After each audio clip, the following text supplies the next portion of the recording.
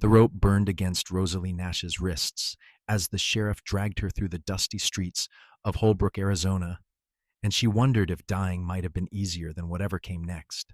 It was August 1882, and the sun beat down mercilessly on her bare head, her dark hair tangled and matted from 3 days of running. The townspeople lined the wooden sidewalks, their faces a mixture of curiosity and judgment, some spitting in her direction while others whispered behind gloved hands.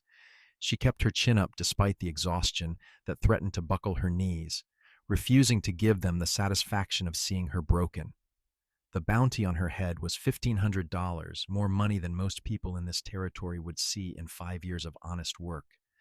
It was also, Rosalie knew with bitter certainty, far more than she was worth.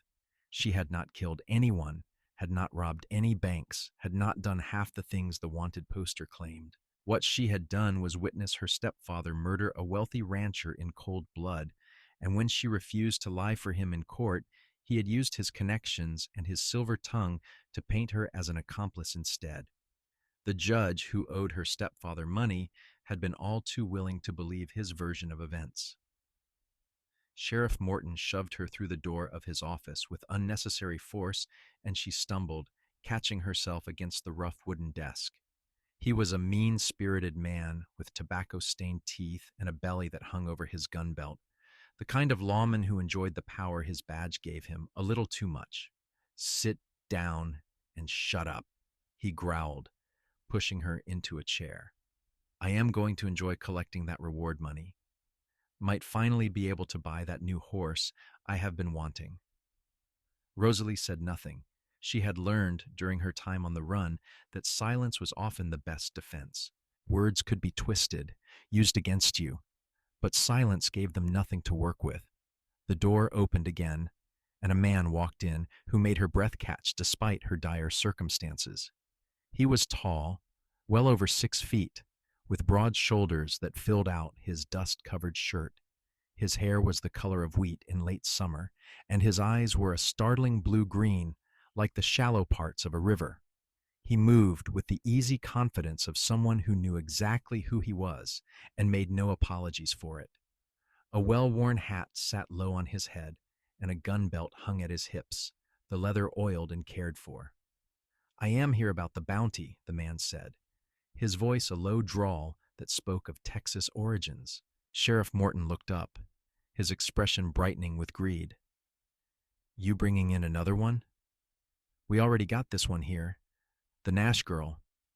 "I know," the man said, and his eyes flicked to Rosalie for just a moment, something unreadable passing across his face.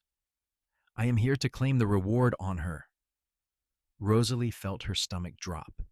She had been caught by the sheriff, yes, but somehow having this stranger claim credit for her capture felt like a deeper betrayal.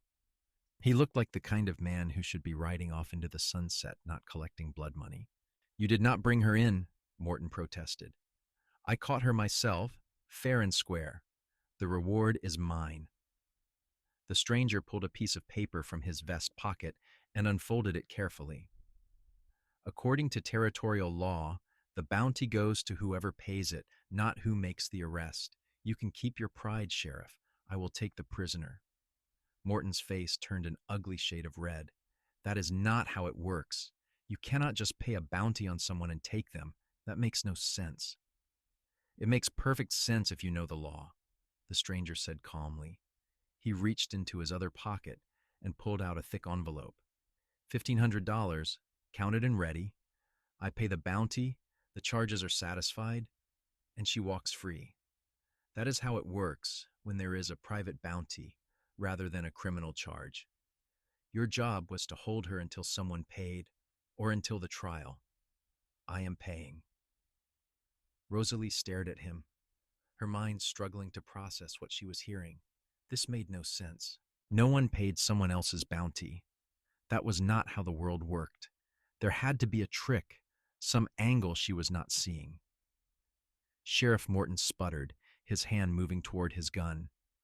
"I do not care what you think the law says. I caught her and I am collecting that money." The stranger's hand moved too, not drawing his weapon, but resting on it in a way that made his intention clear. I do not want trouble, Sheriff, but I know the law and I have got a federal marshal waiting outside who will confirm what I am saying. You can take this up with him if you like, but it will not change the facts. The tension in the room stretched tight as a bowstring. Rosalie held her breath, watching the two men face off across the desk. Finally, Morton's hand moved away from his gun, though his expression remained murderous. Fine, he spat. But I am keeping her in that cell until the marshal confirms your story. Fair enough, the stranger agreed. He set the envelope on the desk, and Rosalie caught a glimpse of the bills inside, more money than she had ever seen in one place. I will go get him now. He turned and walked out, and Rosalie found herself wondering if she would ever see him again, or if this had all been some elaborate game she did not understand.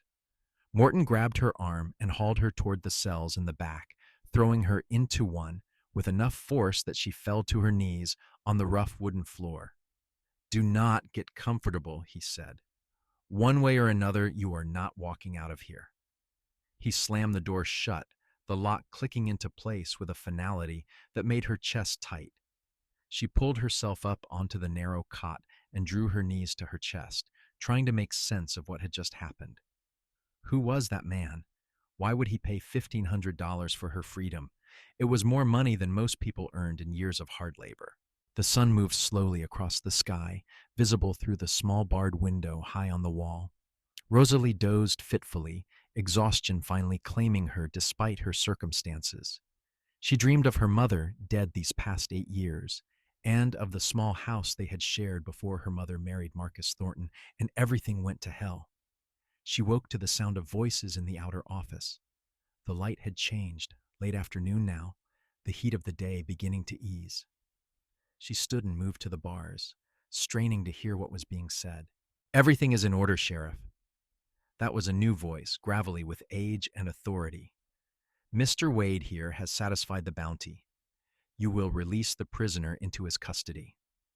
This is not right, Morton argued, but his voice had lost its certainty. She is a criminal.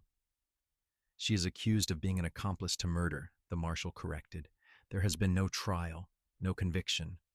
The bounty was posted by private parties, not by the territory. Mr. Wade has paid it in full. The matter is settled. More voices, arguing in circles, and then finally footsteps approaching. The door opened, and the stranger stood there, his hat in his hands now, revealing hair that had been pressed flat by the brim. Miss Nash, he said quietly, you are free to go. She did not move, could not make herself believe it. Why? We can talk about that later. Right now, we need to get you out of here before the sheriff decides to arrest you for something else. That made sense, at least. She stepped forward, and he moved aside to let her pass. In the outer office, an older man with a marshal's badge pinned to his vest watched with shrewd eyes. Morton sat behind his desk, his expression promising murder if he ever got the chance. Thank you, Marshal, the stranger said, shaking the older man's hand. Just doing my job, Quentin. You take care now. The marshal tipped his hat to Rosalie. Madam. Then they were outside, the late afternoon sun painting everything gold and amber. Rosalie blinked in the light, her eyes adjusting after hours in the dim cell. A beautiful black horse stood tied to the rail, and Quentin Wade moved to untie it. Can you ride? He asked. Yes, she said, finding her voice at last. But I do not understand what is happening. Why did you pay my bounty? He swung up into the saddle and held out his hand to her. Because I read the trial transcripts, because I know Marcus Thornton's reputation, and because $1,500 is too much money for a woman who never hurt anyone. She stared at his outstretched hand, at the calluses and scars that spoke of hard work and harder living. She could refuse, could walk away right now and try to make it on her own. But she had been on her own for months, running and hiding and barely surviving. This man had just spent a fortune to free her, and the least she could do was hear him out. She took his hand, and he pulled her up behind him with surprising ease. She had to wrap her arms around his waist to keep from falling, and she tried not to notice how solid he felt, how his warmth seeped through his shirt into her palms. "Hold on," he said, and urged the horse into a trot. They rode through town, past the curious stares and whispered conversations. Rosalie kept her face down, her cheek pressed against Quentin's back, breathing in the scent of leather and sage and honest sweat. They passed the general store, the saloon, the small church with its white painted steeple, and then they were beyond the edge of town, following a dusty road that led toward the distant mesas. After a mile or so, Quentin slowed the horse to a walk. The silence between them was heavy with unasked questions. "Where are we going?" Rosalie finally asked. "My ranch. It is about an hour from here. You will be safe there while we figure out what to do next." "What to do about what?" He was quiet for a moment, and she felt him take a deep breath. "About clearing your name, about making sure Marcus Thornton pays for what he did, about getting you your life back." "You cannot do any of that," she said, and hated how defeated she sounded. "He has too much power, too many friends in high places. I already tried telling the truth, and look where it got me." "Maybe you tried alone," Quentin said. "This time you will not be." The simple certainty in his voice made her throat tight. She wanted to believe him, wanted to think that maybe, just maybe, things could be different. But hope was a dangerous thing, and she had learned to live without it. They rode in silence for a while, the landscape changing as they moved away from town. Red rocks rose up on either side of the road, shaped by wind and water into fantastic formations. Juniper trees dotted the hillsides, their twisted trunks bent by decades of harsh weather. The sky was so blue it almost hurt to look at, vast and endless in a way that made her feel both small and somehow free. "Why did you really do it?" she asked quietly. "You do not know me. $1,500 is a fortune."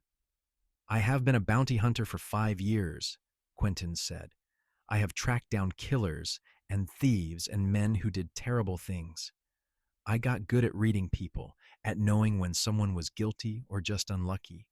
I saw your wanted poster about 6 months ago, and something about it did not sit right. So I did some digging, asked some questions, read through court documents. The more I learned, the more convinced I became that you got a raw deal." "So you paid $1,500 out of the goodness of your heart?" She could not keep the skepticism from her voice.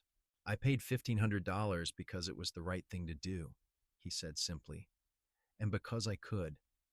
I have been saving for a long time, building up my stake. I have got my ranch, my horses, everything I need. That money was just sitting in a bank in Tucson, not doing anybody any good.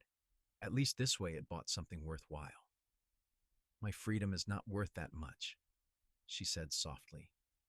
He turned his head slightly, enough that she could see his profile. "Everyone's freedom is worth that much. More even." They crested a small rise, and the valley opened up before them. A ranch house sat nestled against a red rock cliff, built of adobe and wood that had weathered to a silvery gray. Corrals stretched out to one side, holding maybe a dozen horses. A barn stood open to the afternoon breeze, and a windmill turned slowly, pulling water up from deep underground. It was not a grand place, but it was well kept and practical, the kind of property that spoke of steady work and careful planning. "Welcome to the Lucky Strike Ranch," Quentin said. "It is not much, but it is home." As they drew closer, a dog came running out to meet them, barking enthusiastically. It was some kind of mixed breed, mostly black with white markings on its chest and feet. Quentin called out a greeting, and the dog's tail wagged so hard its whole body shook. "That is Jack," Quentin explained. "He is harmless, just noisy." They rode into the yard, and Quentin dismounted, then reached up to help Rosalie down. Her legs were shaky when her feet hit the ground, exhaustion and hunger and the emotional weight of the day finally catching up with her. She swayed, and Quentin's hands steadied her. "When did you last eat?" he asked, frowning. "Yesterday morning, I think. Maybe the day before. I lost track." He muttered something under his breath that might have been a curse, and guided her toward the house. Come on, let us get some food in you, and then you can rest. The inside of the house was cool and dim, a relief after the bright heat outside. The main room served as both kitchen and living area, with a stone fireplace taking up most of one wall. The furniture was simple but sturdy, clearly built to last rather than to impress. Everything was neat and organized, the kind of order that came from living alone and having to keep track of your own things. Quentin settled her into a chair at the wooden table and moved to the kitchen area. Within minutes, he had bread and cheese laid out, along with some cold roasted meat and a jar of preserved peaches. He pumped water into a cup and set it in front of her. Eat slowly, he advised. Do not want you making yourself sick. Rosalie did not need to be told twice. She tore into the food with a hunger that bordered on desperation, forcing herself to chew thoroughly, even though every instinct screamed at her to eat faster. The bread was fresh, the cheese sharp and satisfying, the meat tender. The peaches tasted like summer and sweetness, and she had to blink back tears at the simple pleasure of a decent meal. Quentin sat across from her, watching with those river-colored eyes. He had poured himself coffee from a pot that had been sitting on the stove, and he sipped it while she ate, not saying anything, just being present. When she finally slowed down, her stomach no longer screaming for attention, she took a long drink of water and met his gaze. "Thank you," she said, "for all of this. I still do not understand why, but thank you." "You are welcome." He set his cup down and leaned back in his chair. "I figure we should talk about what happens next." "What do you mean?" "Well, technically you are a free woman right now. I paid your bounty, so there is no outstanding warrant. But that does not change the fact that Marcus Thornton is still out there, and he still wants you silenced. It also does not clear your name or restore your reputation. We need to decide what you want to do about that." Rosalie rubbed her face, feeling the grit and dust that coated her skin. "What I want is to prove he killed Edmund Cartwright. I want everyone to know the truth, but I do not see how that is possible. It was just the two of them in that room. Edmund is dead, and Marcus will never confess. What about physical evidence? Anything that might prove your version of events?" Marcus was careful. He shot Edmund with Edmund's own gun, made it look like self-defense. Then he told everyone I had put Edmund up to attacking him, that I had promised Edmund a share of Marcus's money if he killed him. The judge believed every word. "But you were not even there when it happened," Quentin pointed out. "No, I was in the kitchen.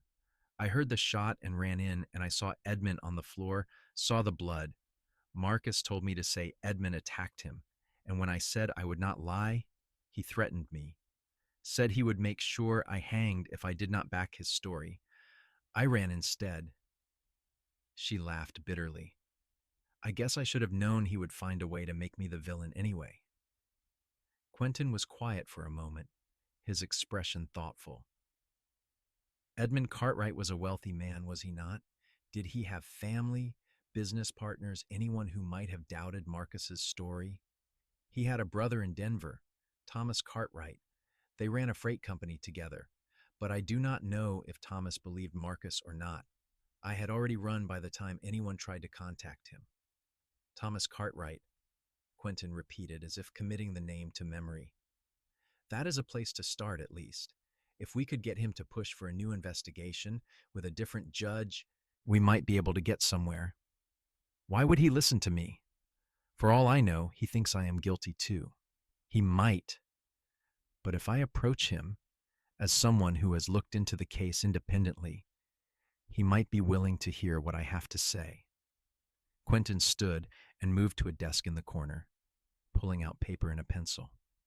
"Let me write to him, lay out the facts as I understand them.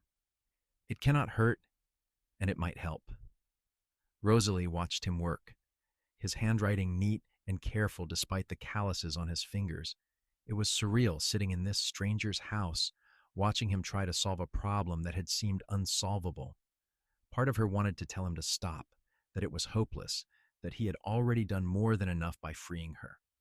But another part, the part that had kept her running all these months instead of just giving up, wanted desperately to believe that maybe things could be different. "There is a room in the back you can use," Quentin said without looking up from his letter. "It is not fancy, but the bed is clean and the door locks from the inside. You should rest. We can figure out the details tomorrow." "I do not want to impose," she started, but he cut her off with a look. "You are not imposing. You have had a hell of a time, and you need somewhere safe to recover. This is that place." He finished the letter and folded it carefully. "I will ride into town tomorrow and send this to Denver. It will take a week or two to get a response, but at least it is a start." She wanted to argue, to insist she could not accept so much help from someone who owed her nothing. But the exhaustion was a weight pressing down on her, and the thought of a real bed, a locked door, a place to feel safe even for a little while, was too tempting to refuse. "Just for a few days," she conceded, "until I can figure out where to go next." "Fair enough." He stood and gestured for her to follow. The back room was small but clean, with a narrow bed covered in a quilt that looked hand-stitched. A washstand stood in one corner with a basin and pitcher, and a small window looked out over the valley. It was the plainest room she had ever seen, and it felt like paradise. "There is water in the pitcher, and I will bring you some soap and a towel," Quentin said. "If you need anything else, just holler." He left, closing the door quietly behind him. Rosalie stood in the middle of the room, feeling suddenly overwhelmed.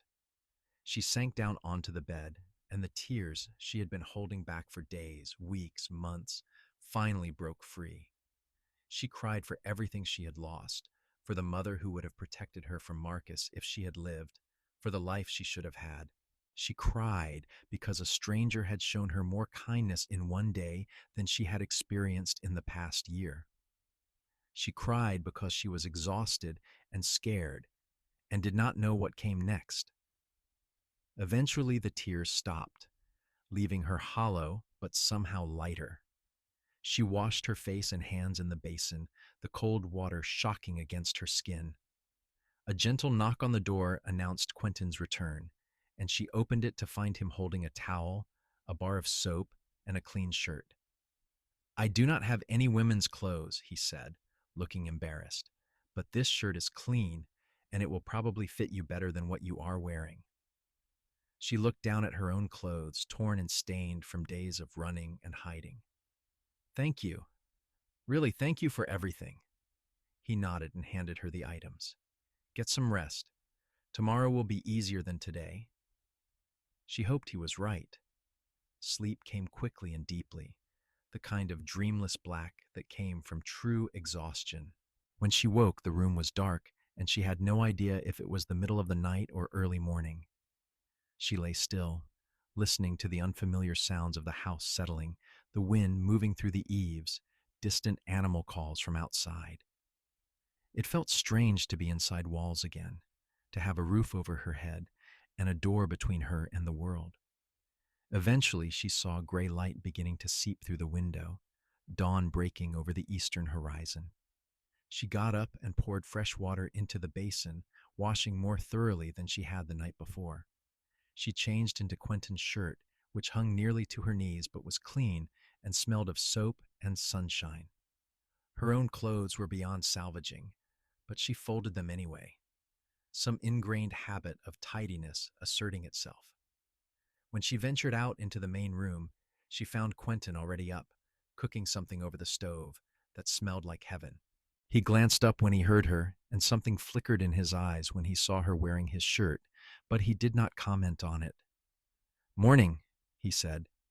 "Hope you are hungry. I made eggs and biscuits." "I am always hungry lately," she admitted, moving to the table. They ate together as the sun rose, painting the world outside in shades of gold and amber. Quentin talked about the ranch, about the horses he was training, and his plans to expand the herd. Rosalie listened, grateful for the normalcy of it, for conversation that had nothing to do with bounties or murder or running for her life. After breakfast, Quentin saddled his horse and prepared to ride into town. "I will mail that letter and pick up some supplies," he said. "Will you be all right here alone?" "I have been alone for months," she reminded him. A few hours will not kill me. There is a rifle above the door if you need it, he said. Jack will bark if anyone comes around, but I do not expect any trouble. Most folks do not even know this place exists. I will be fine, she assured him. After he left, Rosalie explored the house more thoroughly. It was clear that Quentin lived a simple but comfortable life. His books, stacked on a shelf near the fireplace, ranged from practical manuals on horse training to novels by writers like Mark Twain and James Fenimore Cooper. A guitar leaned in one corner, the wood worn smooth from use. The kitchen was well stocked with basic staples, and everything had its place, organized and accessible. She found herself washing dishes from breakfast, then sweeping the floor, small tasks that made her feel less like a burden. By the time Quentin returned in the early afternoon, she had also aired out the quilts and wiped down the table and counters. You did not have to do all that, he said, looking around at the freshly cleaned house. I needed to do something, she said. I am not used to sitting idle. He nodded understanding and began unloading supplies from his saddlebags. Flour, sugar, coffee, a few canned goods, and something wrapped in brown paper that he set aside. Got you something, he said, looking almost shy. I hope I guessed your size right. She unwrapped the package to find a simple cotton dress in a soft blue color, along with some basic undergarments and a pair of sturdy boots. The thoughtfulness of it hit her like a physical blow, and she had to blink rapidly to keep from tearing up again. I cannot accept this, she said, even as her fingers traced the fabric of the dress. You have already spent so much. It is a dress, Rosalie, not a diamond necklace. You need clothes, and I have the means to provide them. Please, just accept the help. She wanted to refuse on principle, to maintain some shred of independence and pride. But pride would not keep her warm or covered, and she was tired of being stubborn just for the sake of it. Thank you, she said quietly. I will pay you back somehow when I can. There is no debt, he said firmly. Now, I talked to a few people in town while I was there. Seems Marcus Thornton has been asking questions, trying to find out if anyone has seen you. He still wants you found. Of course he does. I am the only one who knows the truth. That might work in our favor eventually. If he is that desperate to silence you, he might make a mistake. Give us something we can use against him. Quentin poured himself coffee and leaned against the counter. In the meantime, you are safe here. This ranch is in my name only, and I bought it with cash I earned away from Arizona. There is no paper trail leading from you to me to this place. The days began to settle into a rhythm after that. Rosalie helped around the house and garden, gradually regaining her strength. Quentin worked with his horses, training them to be sold to ranchers and the cavalry. In the evenings, they would sit on the porch and watch the sun set over the mesas, talking about everything and nothing. She learned that Quentin Wade was 26 years old, born in Texas to a family of modest means. His father had died when he was young, and his mother had worked herself to exhaustion to keep food on the table. He had left home at 16 to make his own way, working as a ranch hand, then a cowboy, and eventually a bounty hunter. The money was good, but the work had worn on him, tracking men through harsh country and delivering them to uncertain justice. I got tired of it, he admitted one evening as they sat watching stars emerge in the darkening sky. Tired of always seeing the worst in people, tired of violence being the solution to everything. I wanted something different, something I could build instead of just chase. So you bought this ranch? Rosalie said. So I bought this ranch, he agreed. Been here about 2 years now. It is not easy work, but it is honest, and it is mine. That counts for something. It counts for a lot, she said softly. He turned to look at her, his expression thoughtful in the dim light. What about you? What did you want before all this happened? She had to think about that. It felt like a lifetime ago that she had been someone with dreams and plans before Marcus had destroyed everything. I wanted to be a teacher, she said finally. I love reading, love learning new things. I thought maybe I could help other people learn too, especially children who might not have many opportunities otherwise. You still could, Quentin pointed out. Once this is settled, once your name is cleared, you could do exactly that. Maybe, she said, but she did not let herself believe it. Hope was still too dangerous. The response from Thomas Cartwright came 3 weeks after Quentin had sent his letter. Rosalie was hanging laundry on the line when she saw Quentin riding back from town, and something about the set of his shoulders told her he had news. She dropped the shirt she had been pinning and hurried to meet him. He wrote back, Quentin said, dismounting and pulling an envelope from his pocket. Thomas Cartwright. He wants to meet with us. With us? Her heart was pounding so hard she thought it might burst from her chest.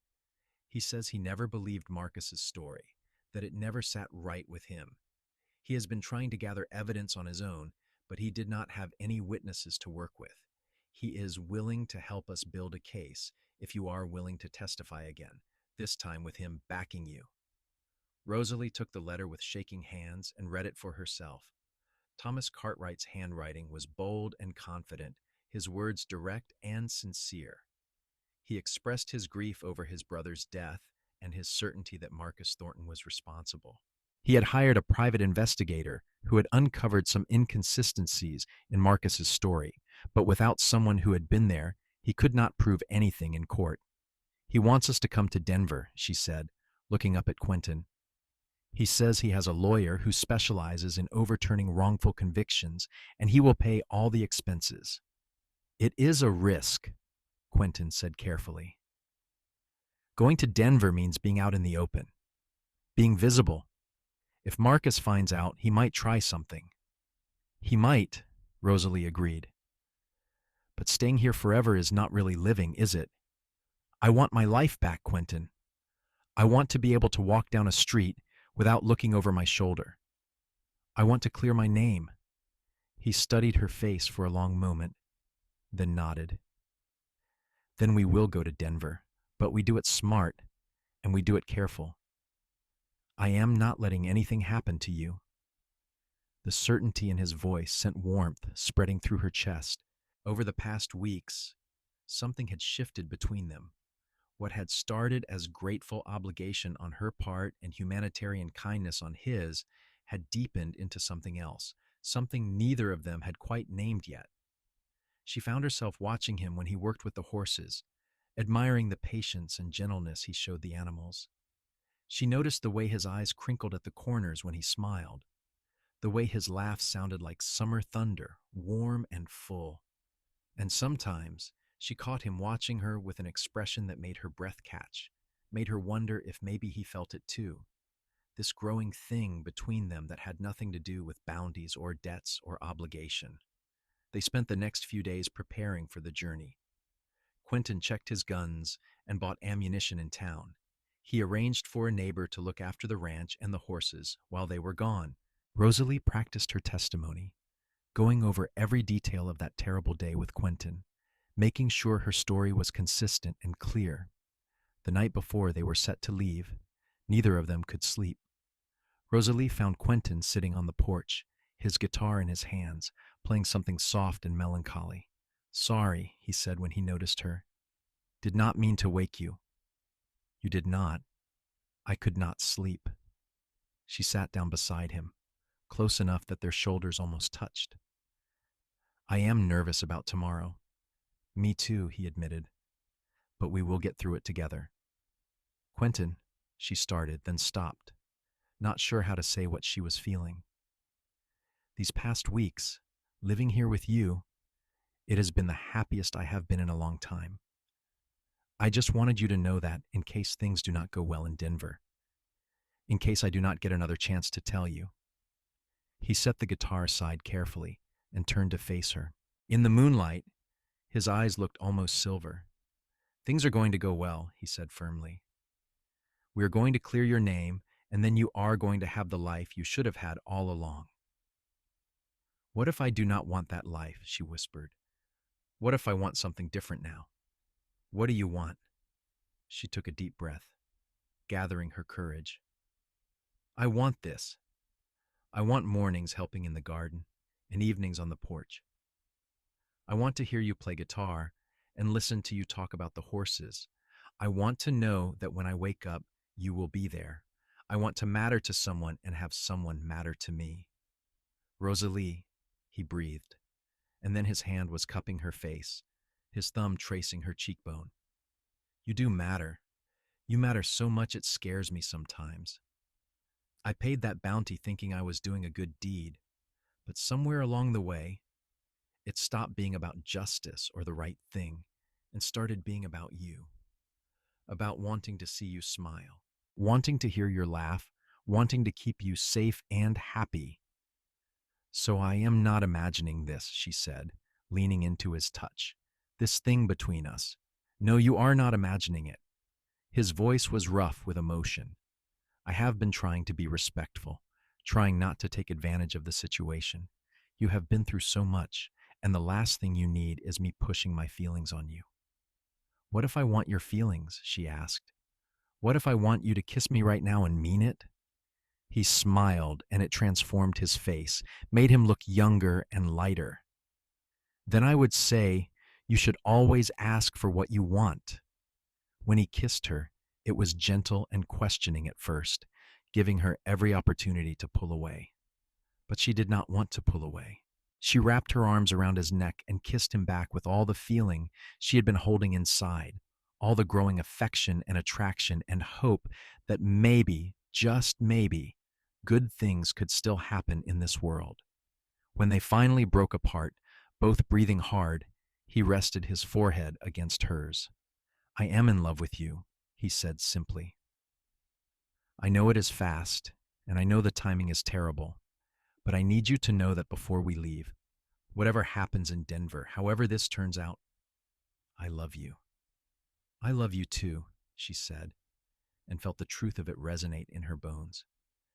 I think I have been falling for you since the moment you walked into that sheriff's office and paid my bounty. They sat together on the porch until dawn began to break, holding each other, talking quietly about the future they both wanted. When the sun finally rose, they packed their belongings and saddled two horses. Quentin had decided it would be safer to travel separately, meeting up at predetermined points along the way. If anyone was watching, they would be less memorable as individuals than as a couple. The journey to Denver took 2 weeks, traveling through territory that ranged from high desert to mountain passes. They stopped in small towns for supplies and information, always careful, always watching for any sign that Marcus had people looking for them. At night, they would make camp away from the main roads, and Quentin would hold her while they watched the stars wheel overhead. Denver was a bustling city compared to Holbrook, full of commerce and noise and opportunity. They found lodging at a modest hotel, and Quentin sent word to Thomas Cartwright that they had arrived. The response came within hours, inviting them to dinner that evening at his home. Thomas Cartwright was a man in his early 40s with graying hair and his late brother's kind eyes. He welcomed them warmly, his handshake firm and sincere. His wife, Margaret, was a gracious woman who immediately put Rosalie at ease, treating her like a guest rather than an accused criminal. Over dinner, they discussed the case in detail. Thomas had indeed hired an investigator, a former Pinkerton agent named Howard Walsh, who had uncovered several inconsistencies in Marcus Thornton's account. For one thing, Edmund had been shot in the back, not the front, which contradicted Marcus's claim of self-defense. For another, several witnesses had come forward to say that Marcus had been heard threatening Edmund in the days before his death, claiming Edmund owed him money. The problem is, none of this is enough to overturn the verdict on its own, Thomas explained. We need your testimony, Miss Nash, to tie it all together. With you willing to testify again, and with this new evidence, we can request a new trial. What about the judge who presided over the first trial? Quentin asked. If he was in Marcus's pocket, will he not just block any attempt at a new trial? Judge Harrison has since been removed from the bench for corruption in an unrelated case, Thomas said with grim satisfaction. The new judge, Judge Victoria Brennan, has a reputation for being scrupulously fair. If we can present her with compelling reason to reopen the case, I believe she will. They spent the next several days meeting with lawyers and going over evidence. Rosalie told her story again and again, each time reliving that terrible day. But with Quentin beside her, his hand finding hers, whenever the memories became too much, she found the strength to keep going. The petition for a new trial was filed, and they waited. Days stretched into weeks, and Rosalie found herself growing restless. Denver was exciting, but it was also overwhelming after months in the quiet of Quentin's ranch. She missed the open spaces, the silence broken only by wind and bird song.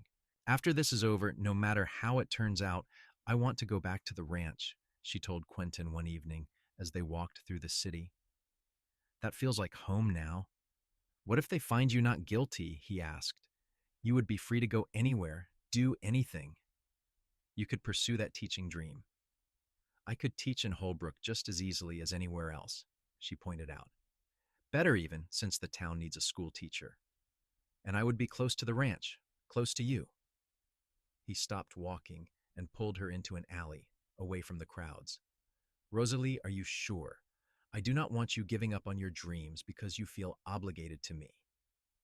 I am not giving up anything, she said firmly. I am choosing a life with you, a life we build together. That is not obligation, that is love. He kissed her then, right there in the alley with people walking past, and the sun setting behind the mountains. When he pulled back, his eyes were bright with emotion. Then yes, let us go home after this. Let us go home and build that life. The summons to appear before Judge Brennan came 6 weeks after they had arrived in Denver. The courtroom was imposing, all dark wood and high ceilings, but the judge herself was a woman in her 50s with sharp eyes and an air of no-nonsense competence. She listened to the petition, reviewed the new evidence, and then called for testimony. Rosalie took the stand, with her heart pounding so hard she thought everyone in the courtroom must hear it. But when she looked out and saw Quentin sitting in the front row, his expression full of encouragement and love, she found her voice. She told the truth, the whole truth, holding nothing back. She described hearing the shot, running into the room, seeing Edmund's body. She described Marcus threatening her, telling her she would hang if she did not support his story. She explained why she had run, why she had not trusted the first trial to deliver justice. The prosecutor, a sharp-faced man who had been hired by Marcus's lawyers, tried to trip her up with aggressive questions and insinuations. But Rosalie stood firm, her story consistent and clear. When Thomas Cartwright's lawyer presented the evidence of Edmund being shot in the back, of Marcus's threats prior to the murder, of the previous judge's corruption, the case against Marcus began to look increasingly solid. Marcus himself was called to testify, brought in from Arizona under subpoena. He was a handsome man in his 50s, silver-haired and distinguished, the kind of person who seemed trustworthy at first glance. But under questioning, cracks began to show in his story. He contradicted himself on minor details, became defensive when challenged, and his explanation for why Edmund had been shot in the back was unconvincing at best. The trial lasted 3 days, each one more exhausting than the last. On the evening of the 3rd day, Judge Brennan announced she would deliver her verdict the following morning. Rosalie barely slept that night, lying awake in Quentin's arms, both of them too anxious to rest. When they returned to the courtroom the next morning, the tension was palpable. Judge Brennan took her seat and looked out over the assembled crowd with grave authority. I have reviewed all the evidence presented in this case, she began, her voice carrying clearly through the room.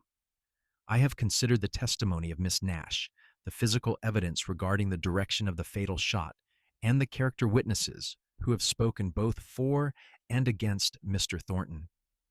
I have also taken into account the removal of Judge Harrison for corruption and the irregularities that now appear evident in the original trial.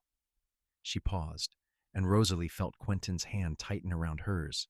It is the finding of this court that the original verdict was reached through corrupt proceedings and does not represent justice. The charges against Miss Rosalie Nash are hereby dismissed, and her record is expunged. Furthermore, Based on the evidence presented, I am issuing a warrant for the arrest of Marcus Thornton on charges of murder in the first degree and obstruction of justice. The courtroom erupted in noise, people shouting and talking over each other. Rosalie sat frozen, unable to process what she had just heard.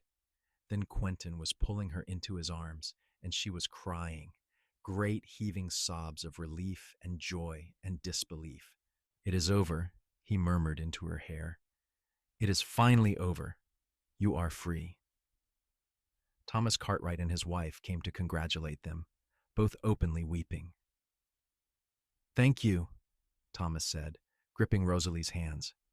"Thank you for having the courage to testify again. Edmund can finally rest in peace knowing his killer will face justice." "I am so sorry for your loss," Rosalie said. "I wish I could have done more sooner." "You did everything you could," Margaret assured her. "Now you need to go live your life, the life you deserve." They left Denver 2 days later, after watching Marcus Thornton be led away in shackles. The journey back to Arizona felt different from the trip there, lighter somehow, as if a weight had been lifted from both their shoulders. They did not bother traveling separately this time, riding side by side through the changing landscape. When they finally crested the rise that looked down over the Lucky Strike Ranch, Rosalie felt tears prick her eyes again. This was home, truly home, in a way that nowhere else had ever been. "Welcome back," Quentin said softly, as if reading her thoughts. They settled back into ranch life with an ease that felt like breathing. But there were changes now, subtle shifts that acknowledged what they meant to each other.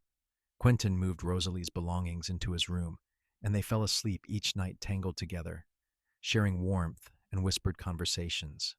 3 months after their return, on a crisp October morning with the cottonwoods turning gold, Quentin took Rosalie, riding to a spot high in the hills overlooking the valley. They dismounted and walked to the edge of a cliff, the view spreading out before them in shades of red and amber and purple. "I have been thinking," Quentin said, turning to face her, "about the future, about what we both want." "What have you been thinking?" she asked, though her heart was already racing with anticipation. "That I do not want to spend another day without knowing you will be beside me for all the days after. That I want to build this ranch with you, raise horses with you, maybe raise a family with you someday." He reached into his pocket and pulled out a small box. "Rosalie Nash, will you marry me?" The ring inside was simple, a silver band with a small turquoise stone, the color of the Arizona sky. It was perfect, utterly perfect, and she was nodding before he even finished asking the question. "Yes," she said, her voice breaking with emotion. "Yes, 1,000 times yes." He slipped the ring onto her finger and kissed her, and she felt like she was flying, weightless with joy. When they finally broke apart, both laughing and crying at the same time, she rested her head against his chest and listened to the steady beat of his heart.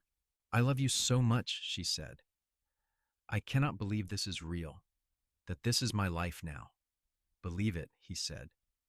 "We have got all the time in the world to make it even more real." They were married a month later in the small church in Holbrook, with Thomas and Margaret Cartwright traveling from Denver to attend. The whole town turned out, many of them people who had whispered and judged when she had first been arrested, now eager to celebrate her vindication and happiness. Rosalie wore a simple white dress that Margaret had helped her choose, and Quentin wore his best suit, his hair slicked back, and his face glowing with pride. The ceremony was short and sweet, the preacher's words about love and commitment echoing in the small space. When Quentin kissed her as his wife, the congregation erupted in applause, and Rosalie felt like her heart might burst from sheer happiness. The reception was held at the Lucky Strike Ranch, with tables set up in the yard and food brought by seemingly everyone in the county. There was dancing and laughter, music and toasts, the celebration going on long into the night. As the sun set and the stars came out, Quentin pulled Rosalie away from the crowd, leading her to the porch where they had first confessed their feelings for each other. "Hello, wife," he said, grinning. "Hello, husband," she replied. the words still feeling new and wonderful in her mouth. They stood there together, watching the party continue without them, content just to be in each other's presence. Eventually, people began to leave, calling out congratulations and well wishes. When the last guest had departed, and it was just the two of them, Quentin swept Rosalie up into his arms and carried her inside, both of them laughing like children. Their wedding night was tender and passionate, a claiming and a giving all at once. They learned each other's bodies with the same patience and care they had used to learn each other's hearts, finding joy and pleasure in the discovery. Afterward, wrapped in each other's arms as the night deepened around them, Rosalie felt a peace she had never known before. "Thank you," she whispered into the darkness. "For what?" Quentin asked sleepily. "For paying my bounty, for believing in me, for loving me, for giving me a life worth living." He tightened his arms around her. "You gave me the same, you know. Before you, I was just going through the motions, building something but not knowing why. You gave me purpose, gave me a reason to make this place a home instead of just a ranch. I should be thanking you." "Then let us just thank each other," she suggested, "and promise to keep giving each other reasons to be grateful." "Deal," he said, and sealed it with a kiss. The years that followed were full and rich, marked by hard work and simple pleasures. Rosalie did eventually become a teacher, starting a small school on the ranch that served the children of nearby homesteads. She loved watching young minds open to new ideas, loved seeing the spark of understanding in a child's eyes when they finally grasped a difficult concept. Quentin continued training horses, building a reputation throughout the territory for his skill and patience with difficult animals. 2 years after their wedding, Rosalie gave birth to their first child, a son they named Quinn Edmund Wade, honoring both Quentin's name and the man whose murder had brought them together. Quinn had his father's blue-green eyes and his mother's dark hair, and from the moment he was born, he was loved beyond measure. The birth was difficult, and for a few terrifying hours, Quentin thought he might lose them both. But Rosalie was strong, and the midwife was experienced, and when he finally got to hold his son and see his wife's exhausted but triumphant smile, he wept with relief and joy. "He is perfect," Quentin said, carefully cradling the tiny bundle. "You are perfect. I am the luckiest man alive." "We are both pretty lucky," Rosalie agreed, reaching up to touch his face. "Look at what we made." 2 years later, their daughter was born, a red-faced, screaming bundle they named Sarah Rose. She had Quentin's blonde hair and Rosalie's fierce determination, and she kept them on their toes from the moment she learned to crawl. Where Quinn was contemplative and gentle, Sarah was bold and adventurous, constantly getting into mischief and laughing at the resulting chaos. "She gets that from you," Rosalie told Quentin one day after fishing their 2-year-old out of the horse trough for the third time that week. "Me? I am the responsible one," he protested, though he was grinning as he said it. "You are also the one who taught her how to climb onto the corral fence," Rosalie pointed out. "So, yes, she gets it from you."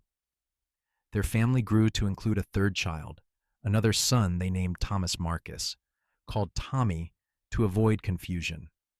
Thomas in honor of Thomas Cartwright, who had become a dear friend and regular visitor to the ranch, and Marcus reclaimed from the darkness, given to their son as a name of light and hope instead of betrayal and violence. The years rolled by, marked by seasons and celebrations, challenges and triumphs. There were droughts that tested their resilience and hard winters that required all their ingenuity to survive. There were also summer evenings filled with laughter, Christmas mornings with excited children, and quiet moments stolen between chores when Quentin and Rosalie could just be together. Thomas Cartwright and his wife became like family, visiting at least once a year and always bringing gifts for the children. Thomas had never remarried after Margaret's death from pneumonia, pouring his energy instead into his freight company and his friendship with the Wades. He eventually moved part of his operation to Arizona, building a depot in Holbrook that brought jobs and prosperity to the small town.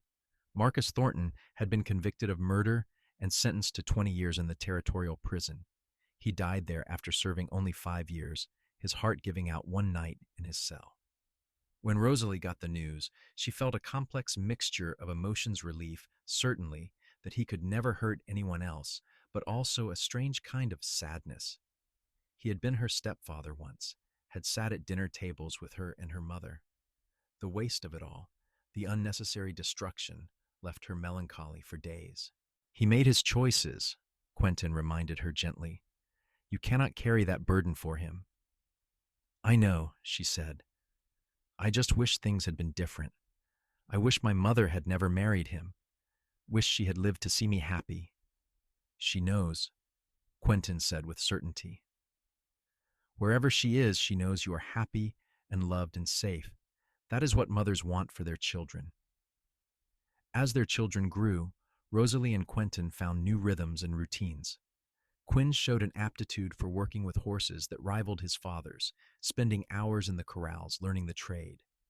Sarah, surprising everyone, developed a passion for teaching and would often help her mother in the school, showing remarkable patience with the younger students.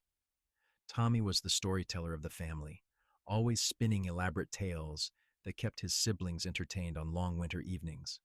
On their 10th wedding anniversary, Quentin took Rosalie back to the spot high in the hills where he had proposed. They left the children with a neighbor and rode out in the early morning, just as the sun was painting the world in shades of gold and pink. 10 years, Rosalie marveled, looking out over the valley that had become so familiar and beloved. It feels like yesterday, and also like forever. Best 10 years of my life, Quentin said, wrapping his arms around her from behind. Thank you for saying yes, for building this life with me, for giving me a family I never dreamed I could have. I am the one who should be thanking you, she said, leaning back against him. You paid $1,500 for a stranger. You gave up a fortune for someone you did not even know. Best money I ever spent, he said, and she could hear the smile in his voice. Besides, I got it all back and more. You, the children, this ranch, the life we have built. I am the richest man in the territory. They stood there as the sun climbed higher, holding each other, watching the play of light across the landscape. Below, they could see the ranch spread out like a patchwork quilt, the corrals and barn and house that represented everything they had worked for. Do you ever regret it? Rosalie asked quietly. Do you ever wish you had kept that money, done something different with your life? Quentin turned her around to face him, his hands cupping her face with infinite gentleness. Not for one single second. You are the best decision I ever made. Loving you, choosing you, building a life with you that is the whole purpose of everything. The money was just money. You are everything. She kissed him then, pouring a decade of love and gratitude and partnership into it. When they finally pulled apart, both were smiling, their eyes bright with happy tears. Let us go home, she said. Our babies will be wondering where we are. They are not babies anymore, Quentin pointed out, but he was already moving toward the horses. Quinn is almost as tall as I am, and Sarah can outsmart half the adults in town. They will always be my babies, Rosalie said firmly. Just like I will always be grateful that you walked into that sheriff's office and paid my bounty. They rode back to the ranch together, side by side as they had been for 10 years, as they would be for all the years to come. When they arrived, the children came running out to greet them, and Jack the dog barked enthusiastically, his tail wagging so hard his whole body shook. The house smelled of bread baking, and the garden was full of vegetables ready for harvest. That evening, after the children were finally asleep and the house was quiet, Rosalie and Quentin sat on the porch as they had so many nights before. The stars were brilliant overhead, the Milky Way, a river of light stretching across the darkness. Somewhere in the distance, a coyote called, and another answered. I have been thinking about what you said earlier, Rosalie said, her head resting on Quentin's shoulder.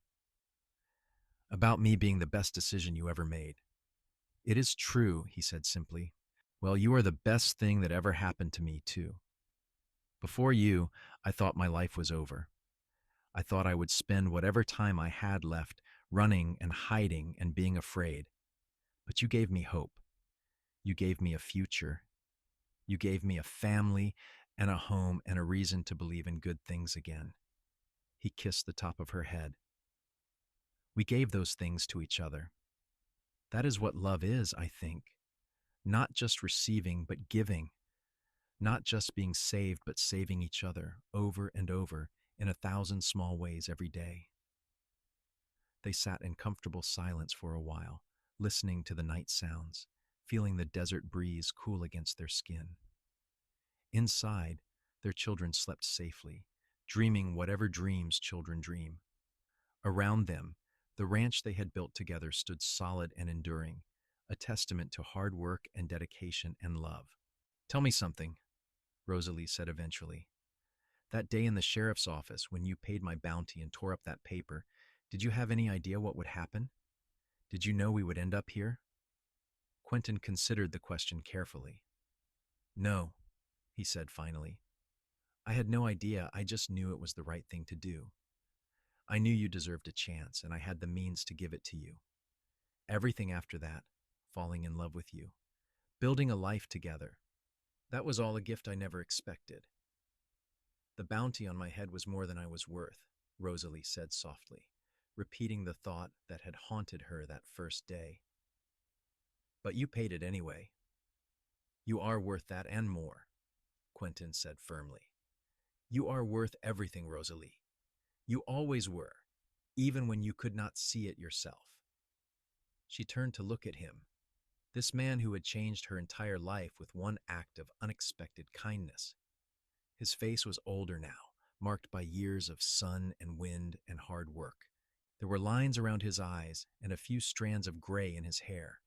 But to her, he was as handsome as he had been the day she first saw him, and she loved him more deeply than she had thought it possible to love another person. Kiss me, she said. And he did, and it felt like coming home. The years continued to pass, bringing with them all the joys and sorrows of a life well lived. The children grew into adults, each finding their own path. Quinn took over more and more of the horse training, eventually running that side of the business entirely, while Quentin transitioned to managing the overall ranch operations. Sarah went away to a teaching college in California, returning 2 years later with a degree and a quiet young man named Daniel, who loved her fierce spirit and brilliant mind. Tommy surprised everyone by developing an interest in law, reading every legal text he could get his hands on, and eventually apprenticing with a lawyer in Flagstaff.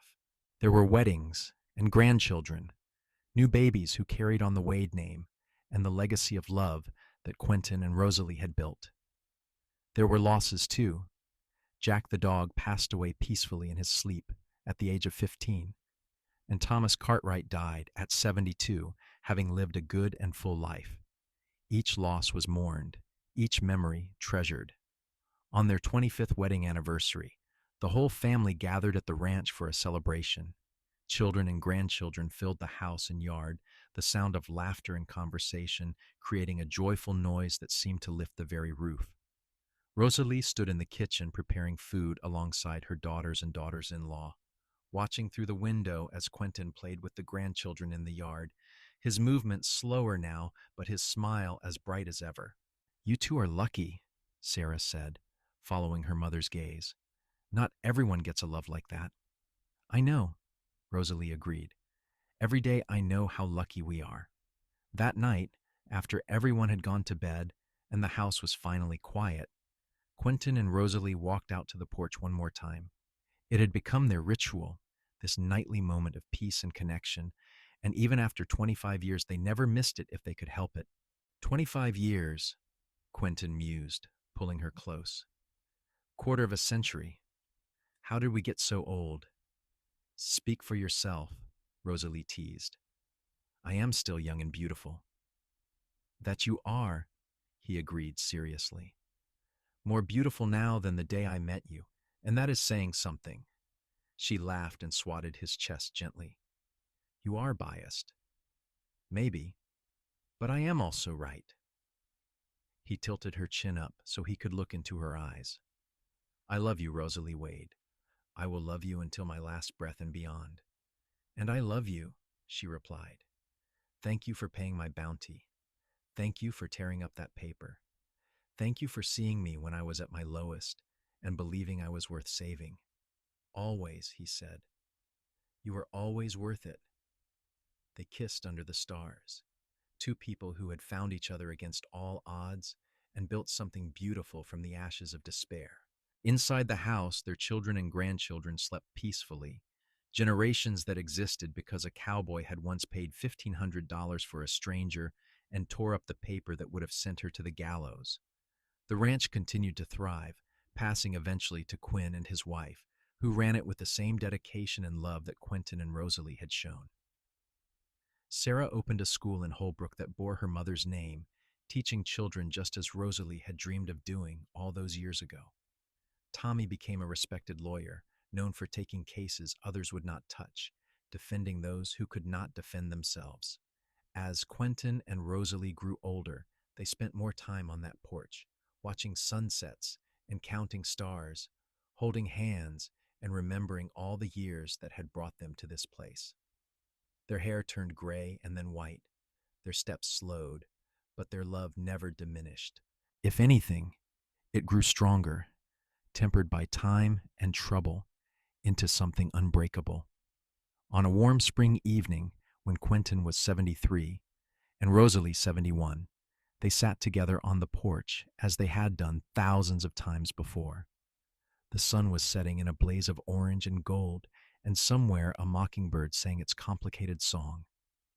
Do you remember the first time we sat here together? Rosalie asked. The night before we left for Denver? I remember every moment with you, Quentin said. But yes, I remember that night especially. You told me you wanted mornings in the garden and evenings on the porch. And you gave me that, she said softly. You gave me everything I wanted and so much more. We gave it to each other, he corrected gently. That is what partnership means. They sat in silence for a while, comfortable in each other's presence in the way that only decades of intimacy could create. The sun sank lower, the sky shifting through shades of pink and purple and finally deep blue. Stars began to emerge, familiar patterns that they had watched together for nearly half a century. Quentin, Rosalie said eventually, I want you to know something. What is that, love? That every single day I have spent with you has been a gift. Even the hard days, even the days when things went wrong or we struggled, having you beside me made it bearable, made it more than bearable, made it worthwhile. She squeezed his hand. You saved my life that day in the sheriff's office. But more than that, you gave me a life worth living. I do not know what I did to deserve you, but I am grateful every day that I got you anyway. Quentin's eyes were bright with unshed tears. I feel the same way about you. You took a lonely man with a ranch and made him a husband and father and grandfather. You filled this house with love and laughter and meaning. I was just going through the motions before you. You gave me a reason to build something that would last. We built it together, she said, echoing his words from earlier. Everything good in my life we built together. They kissed, gentle and sweet. A kiss that held 50 years of love and commitment and partnership. When they pulled apart, both were smiling, their faces soft in the gathering darkness. Inside the house, their granddaughter was staying with them for the week, giving her parents a break. They could hear her moving around in the kitchen, probably making herself a snack. Soon she would come looking for them, ready to hear another story about the old days, about how Grandpa had paid Grandma's bounty and torn up the paper. It was a story that had been told and retold over the years, passed down through the family like a precious heirloom. The details varied depending on who was telling it. Sometimes Quentin was even more heroic. Sometimes Rosalie was even more brave, but the heart of it remained the same. It was a story about love and sacrifice, about seeing worth in another person when the rest of the world saw only guilt, about choosing to believe in someone when belief required courage. Tell me again, Rosalie said suddenly. Tell me why you did it in your own words, one more time. Quentin looked at her, this woman who had been his wife for 25 years, his partner and his love and the center of his world. I did it because I looked at that wanted poster and saw a person, not a criminal. I saw someone who deserved a chance at justice, at life, at happiness, and I had the means to give you that chance, so I did. It was as simple and as complicated as that. And you never regretted it? She pressed. Not even once? Not even for a heartbeat, he said firmly. Paying your bounty and tearing up that paper was the best decision I ever made. It brought me you, and you brought me everything else, purpose and joy and a family and a lifetime of love. If I could go back and do it all again, I would not change a single thing. The granddaughter appeared in the doorway, silhouetted against the light from inside. Grandma, Grandpa, are you coming in soon? I am making hot chocolate. We will be right there, sweetness, Rosalie called. She turned back to Quentin and kissed him once more. Come on, old man. Let us go have hot chocolate with our beautiful granddaughter and tell her stories about when we were young. We are not that old, Quentin protested, but he was already standing, offering his hand to help her up. They walked inside together, their hands linked as they had been for so many years, ready for hot chocolate and laughter and the kind of ordinary evening that was in fact extraordinary because they got to spend it together. The years rolled on, gentle and kind, until finally the day came when Quentin Wade passed away peacefully in his sleep at the age of 81. Rosalie, lying beside him, woke to find him gone, his face peaceful and relaxed, finally free from the aches and pains that had plagued his last years. She held his hand and cried, grieving the loss even as she celebrated the incredible life they had shared. The funeral was attended by what seemed like half of Arizona. Quentin had touched many lives with his kindness and integrity, and people came from all over to pay their respects. Rosalie stood dry-eyed through most of it, drawing strength from her children and grandchildren, from the community that had embraced them so completely. But that night, alone in the house that suddenly felt too empty, she finally broke down. She lay in their bed, clutching his pillow, and wept for the man who had saved her life in every way that mattered. The man who had paid her bounty and torn up the paper, who had seen her worth when no one else did, who had loved her fiercely and completely for more than 5 decades. She lived for another 6 years after Quentin's death, staying in the ranch house with Quinn and his family, helping with the grandchildren and great-grandchildren who seemed to appear with joyful regularity. She continued teaching part-time at Sarah's school because the work gave her purpose and joy. She spent her evenings on the porch, remembering all the years she had sat there with Quentin, feeling his presence even in his absence. On a cool evening in October, with the cottonwoods turning gold once more, Rosalie Nash Wade passed away quietly in her sleep, a smile on her face. She was 87 years old, and she had lived a life filled with more love and happiness than she had ever dreamed possible. At her funeral, her grandson stood up to speak, telling the story that everyone knew but never tired of hearing. The story of how a cowboy had walked into a sheriff's office and paid $1,500 for a woman he had never met, a bounty that was more than she was worth in the eyes of the law. How he had torn up that paper and set her free, not knowing that in freeing her, he was also freeing himself. How they had built a life together that rippled out through generations, touching countless lives with the example of their love and partnership. My grandparents taught us that love is not just a feeling, but a choice, he said, his voice steady despite his tears. A choice to see worth in another person, to believe in them, to stand beside them through whatever comes. They chose each other every single day for more than 50 years, and because of that choice, all of us are here. We are their legacy, the proof that love and courage and faith in another person can change not just one life, but many lives, can echo down through time in ways we cannot even measure. The family buried Rosalie beside Quentin on a hill overlooking the ranch, where they could watch over the land and the people they had loved so dearly.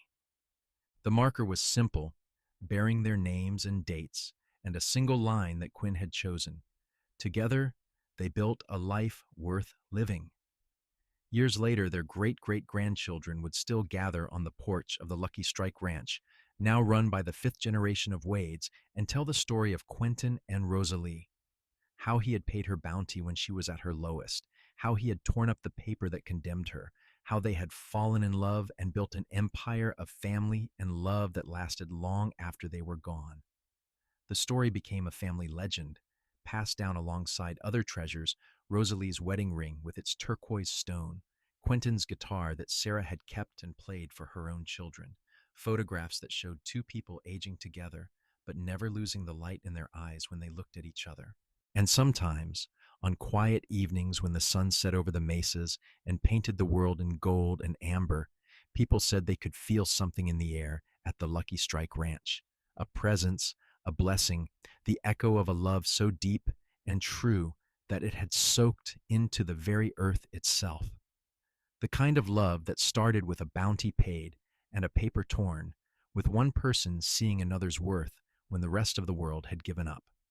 The kind of love that lasted not just a lifetime, but generations, not just in memory, but in the lives built on its foundation. Quentin Wade had paid $1,500 for Rosalie Nash's freedom, more money than most people would see in years. And in return, he had received a lifetime of love, a family that stretched across generations, and the satisfaction of knowing that his one act of faith and courage had changed the world in ways both large and small. It was, by any measure, the best investment he ever made. The ranch stood for well over a century, maintained by Wade descendants who understood they were not just caring for land and buildings, but for a legacy of love and redemption. The porch where Quentin and Rosalie had spent so many evenings remained, the wood replaced many times, but always kept in the same style, the same place, because it was sacred ground in its way. And if you stood there on the right evening, with the sun setting and the stars beginning to emerge, you might almost hear the echo of a guitar being softly played, the sound of quiet laughter, the murmur of two voices speaking words of love that had outlasted time itself. The bounty on her head had been more than she was worth, or so the law had said, but a cowboy had paid it anyway, and torn up the paper, and in doing so, he had proven that worth is not measured in dollars, but in faith, not in laws, but in love, not in what the world says you deserve, but in what someone who truly sees you knows you are worth. And that worth, that love, that choice to believe in another person against all odds, that was the real treasure. That was what lasted. That was what mattered in the end.